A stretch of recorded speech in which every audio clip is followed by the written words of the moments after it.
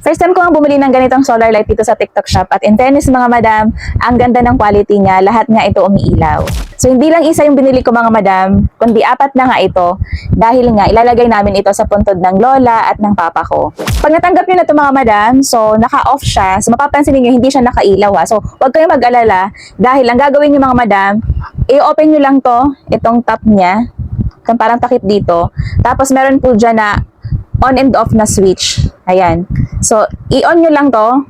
So, pag natanggap nyo to, naka-off pa yung switch niya. Kaya ang gagawin nyo mga madam, i-on nyo lang siya dyan. Ayan. On nyo lang yan para umilaw. Tapos, ibalik nyo na yung takip niya dyan sa taas. Twistable lang yan ha. Twistable. Huwag yung tutuklapin kasi baka masira. Ayan. May kasama pa siya dyan na, eto, na matulis na part na to dito sa bandang dulo. Para ito yung ipantutusok natin sa lupa kapag ilalagay na natin siya sa puntod ng ating mga mahal sa buhay.